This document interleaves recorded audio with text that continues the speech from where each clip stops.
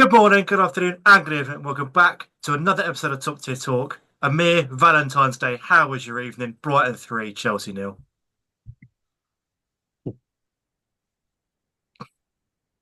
My girl didn't break up with me, so Valentine's Day wasn't that. No, I'm joking. No, absolute shit show. Lost to Brighton 2 games in a row. Probably going to buy Matoma for about 200 million. Probably going to buy their whole back line for 500 million and just be Brighton FC again. No, it's absolute terrible. No one showed up. Look how disinterested Nkunku looked up top. I mean, like he wants to leave. And how important Jackson is. Centre backs calamity, keeper mid, a lot of problems for us to be honest. The keeper stuff is the main issue, and I thought Jorgensen would be better, but he obviously is not.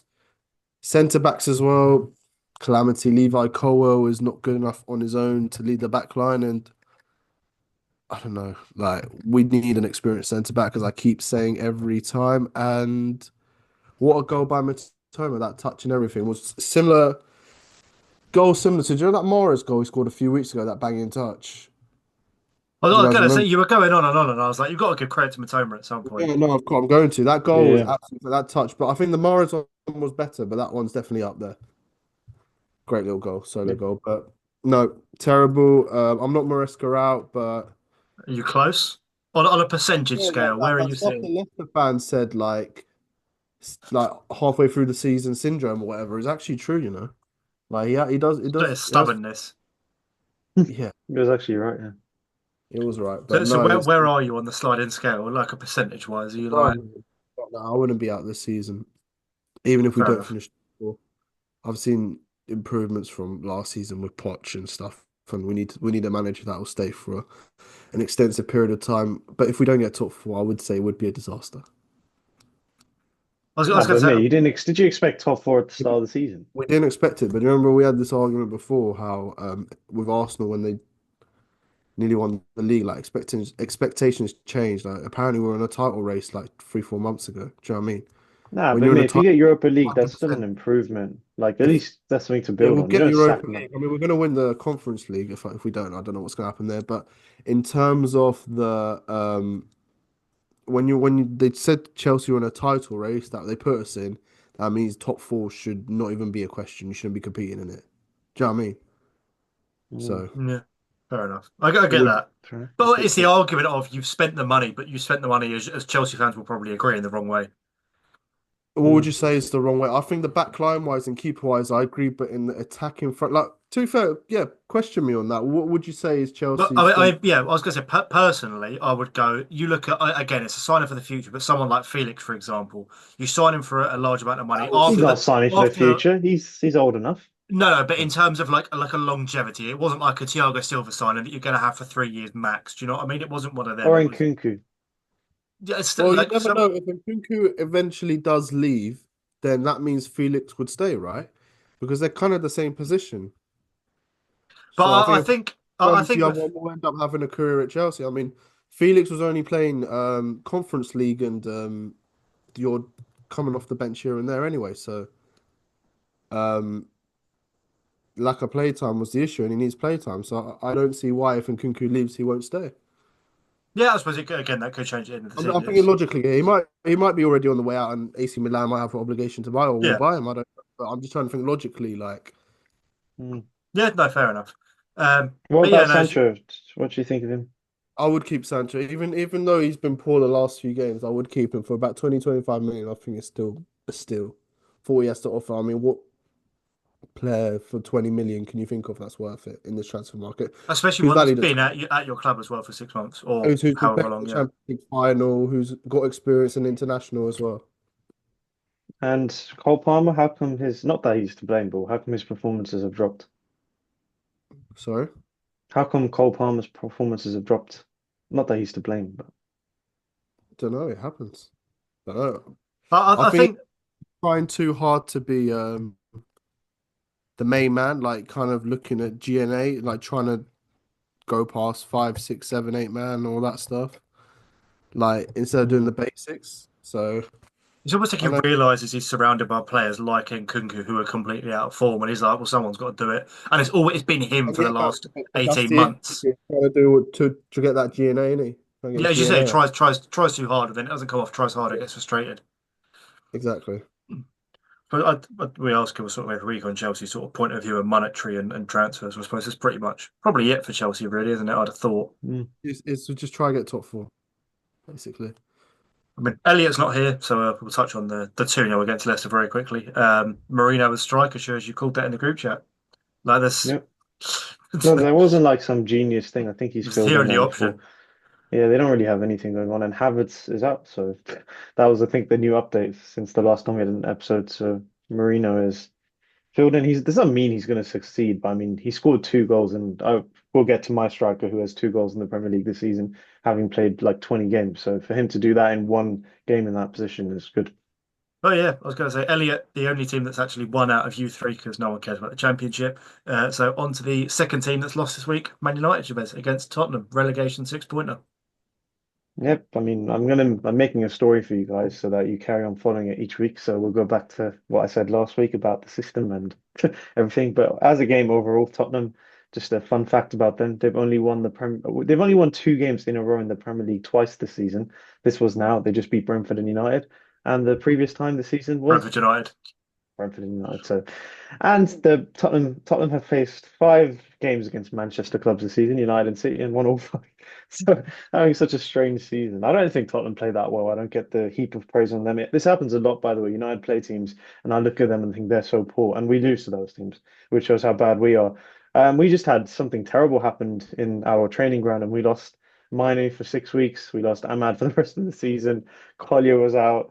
I think there was a Euro was ill.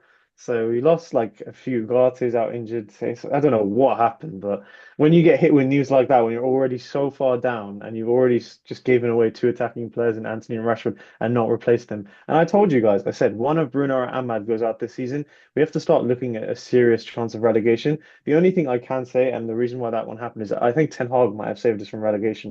The amount of points he accumulated in the games he had, that actually might save us relegation. Amrim, on the other hand, it's not his fault, but the trajectory he's going on in terms of points per game, he would fully be in a relegation battle. Sure, since Amrin's come in, if you did a stat on where United are in the league, we might be in the bottom 3 because it's been poor. In this game, so he had to do something because we're struggling, but he was never going to change the system because the moment you change the system, Amrin's not your manager anymore. Fair enough. I respect that because the previous managers have not done that. I am shocked by United fans this week. We say we should be patient with managers and like give them time, but we're seeing people say Amram should be gone. He's a shit manager. X, Y, Z, blah blah blah. I mean, we talked about this guy. It's like it's not this time. It's not even years. I said in November, this guy's top of the Champions League. He's top of the Portuguese league, and he's going to be made into shit in a few months. And that's exactly what's happened. Our fans don't have the patience. And yes, what we saw in that game, I mean, Xerxes was the one positive. He played in the 10, inside 10 on the right. Garnacho, again, inside 10, not his position, and he can't finish. And he's just underdeveloped. All these players that are on development patterns, they're being destroyed because either they're being played too much or they're just not good enough. It's just all going wrong. And then Patrick Dorgu came in and played well, I thought, left wing back.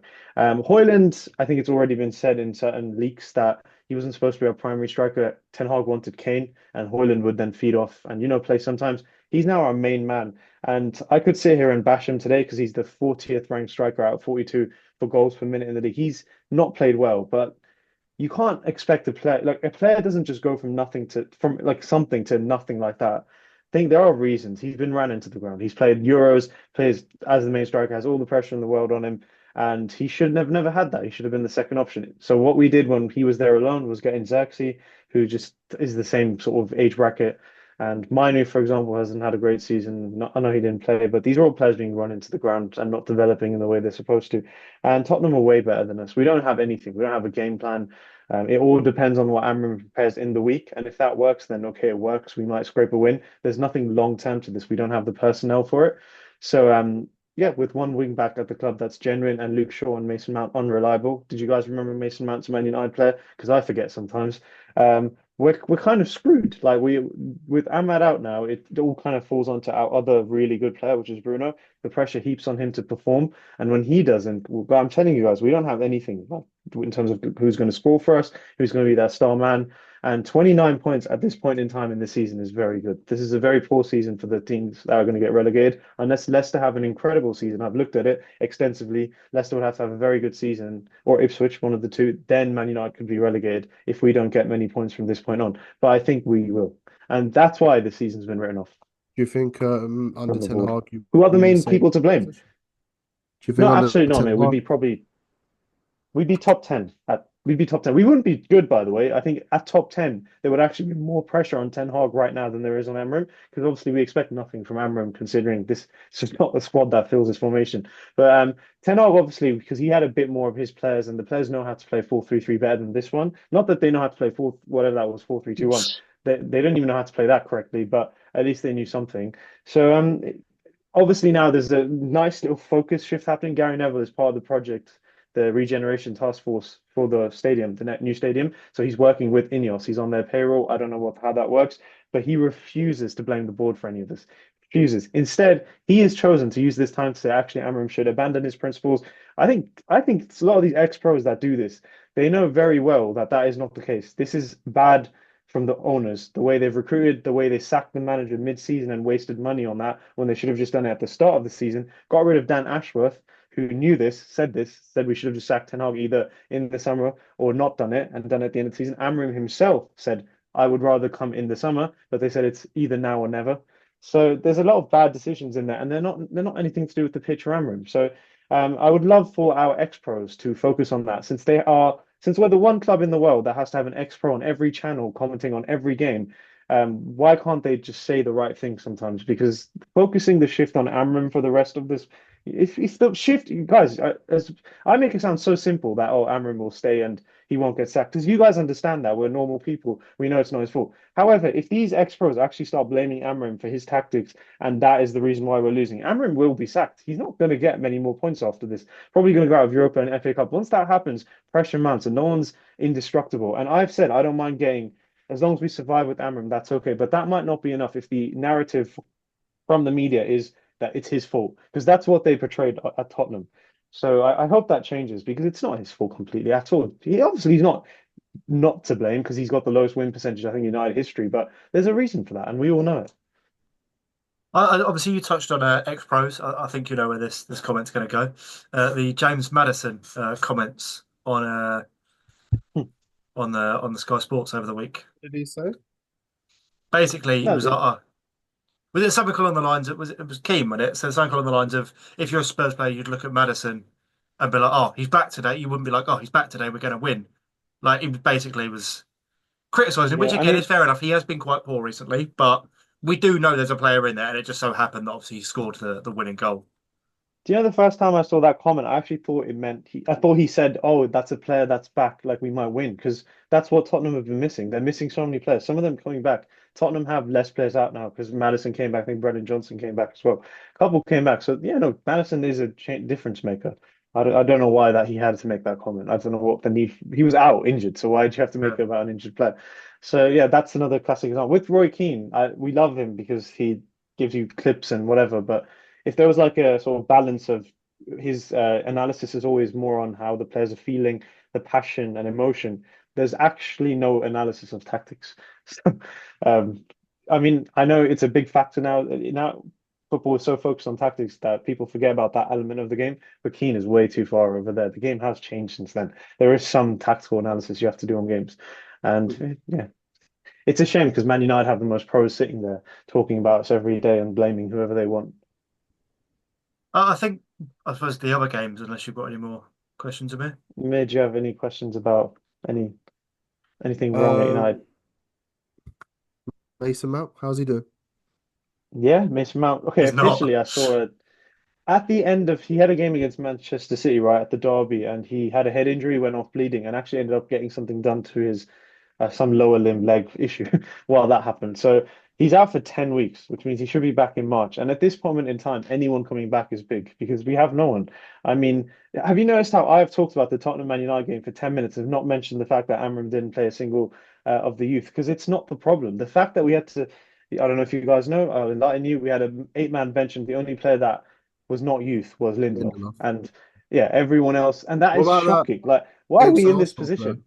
That Arsenal player Uh, that came Fair on. enough. Heaven has one appearance in the top flight. He has one appearance. Chido did not ever. He had his first there and then. And obviously, at the in the moment, we all blame Amram. Why didn't you bring him on? Why did you bring him on for 2 minutes? But it makes sense. He's basically saying a statement like these players are not ready. Chido, in an ideal environment, would not have played until the preseason and come in naturally as he would. You can't. It's one thing being good enough, and if you're good enough, you should play. But it's another thing doing it when the team's in crisis and you're not even 100% sure. So yeah, it's just a shame. And we don't have anything. The only thing that can happen is in terms of additions is Pogba. He's available to play football from March. Would you So if entertain we that? absolutely, Amir, I'd entertain you.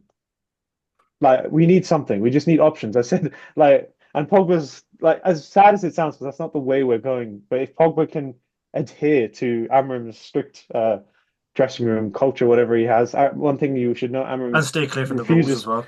yeah, refuses to be friends with the players. He only wants the professional relationship because he is trying to keep it that way so they keep in check. Because a lot of these players are not in check, as you saw with Rashford being at Villa right now, which is also sounds absurd saying it, but it's happened.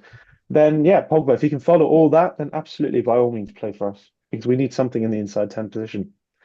We need something Interesting. everywhere. I was going to Okay. say, you touched on obviously Tottenham beating the Manchester sides 5 times this season. Manchester Mm. City looked like the Man City of old. Like, I don't think anyone, even City fans in their wildest dreams, would have predicted a 4-0 against Newcastle because they have been really good this season. And City have been off the boil. Yes, it was at home, but it was almost like a typical Man City scoreline of like 3 or 4 years ago of, I don't care who we're playing, we're still going to tear you apart. Which, Yep. not that I wouldn't say they're back in the title race, obviously, but I think it just cements that obviously everyone laughing and joking about them, like there's still a good football inside who No, can they're turn. a very well-run club as well. I mean, you hear me and Amir crying about ex-player, even Elliot crying about we want this player, we want that. These guys just signed the second top scorer of Bundesliga, and I think Marmoush had the most GNA in a season with Kane. He at that point, and they just got him, and they just did that in January. Like No. that's their addition. Imagine what that would do for a team like any of us, but they did that, and they have Haaland. So yeah, they're just an extremely well-run club. They're gonna next season they'll be ready. But then there was no other, I suppose, major shock. It was Liverpool, and they got the game in hand as well coming up. Well, they're soon to be game in hand against Villa coming up.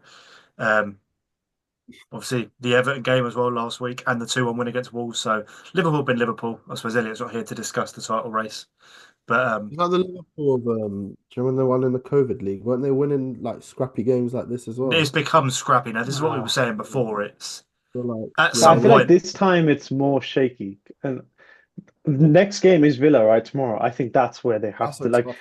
they have to be gone there. They have to lose at Villa Park. There's no way That's they a survive that. they've got Asensio now, haven't they? They've got um Rashford's playing well when he comes on. Marlon. Watkins Rashford, has scored a couple recently. Marlon, yeah, I Marlon mean, as well. Rashford doesn't even start. Like Rashford probably could start now, but he doesn't even like Marlon. Asensio doesn't start.